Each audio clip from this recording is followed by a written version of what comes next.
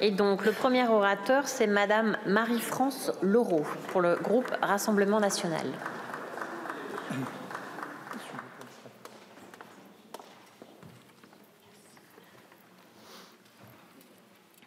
Merci beaucoup.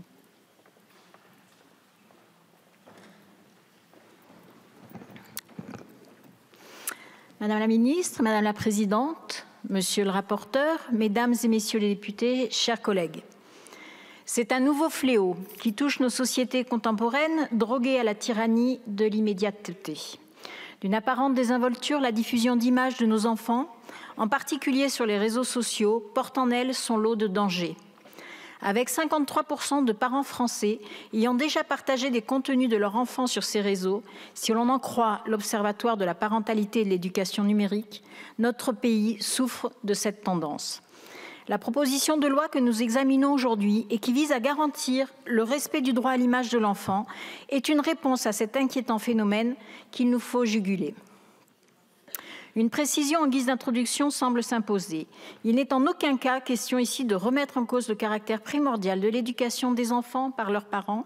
L'État ne saurait se substituer aux dépositaires légitimes de l'exercice de l'autorité parentale, au risque de créer un précédent dangereux et d'immiscer un peu plus encore l'administration dans la vie des familles.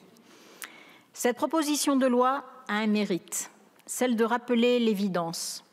L'évidence qui doit venir à l'esprit de tout parent dont le rôle est effectivement de protéger sa progéniture dans tous les sens du terme.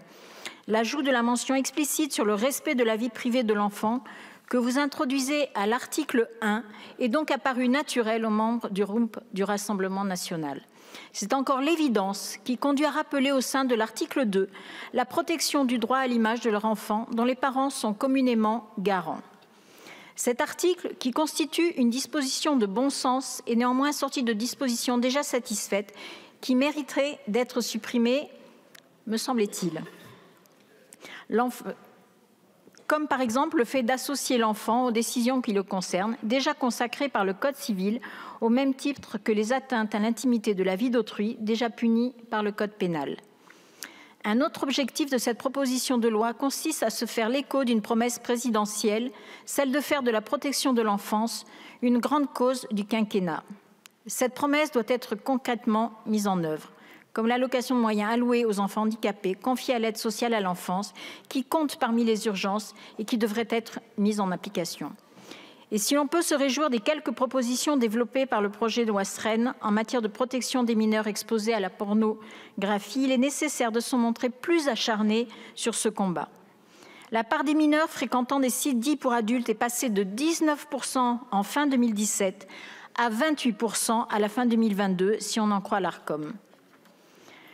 Concédons dans cette perspective que notre texte dispose d'un atout réel. Il permet d'avertir les parents des dangers sous-jacents à l'exposition de l'image de leurs enfants. La possibilité pour le père ou la mère de l'enfant d'émettre une réserve par rapport à son conjoint quant à la diffusion de l'image de l'enfant proposée à l'article 3 nous semble une mesure judicieuse. Certains parents ne peuvent en effet soupçonner l'usage qu'il sera fait des images qu'ils déposent sur les réseaux publics. Avec 85 millions de vidéos et d'images pédocriminelles qui ont circulé dans le monde en 2021, les dangers de voir les contenus détournés vers d'aussi misérables buts sont extrêmement grands. Et les parents français doivent être particulièrement vigilants. La France se situerait en effet au 4e rang mondial des pays hébergeurs de tels contenus. C'est essentiellement parce qu'il veut protéger l'enfant de telles expositions que le groupe Rassemblement national portera sa voix en faveur de cette proposition de loi. Parce que nous sommes persuadés que la défense des familles passera par des lois justes, à même de protéger les plus faibles et destinées à offrir des perspectives d'espérance pour l'avenir. C'est aussi la raison pour laquelle nous appelons à faire davantage en matière de protection de l'enfance.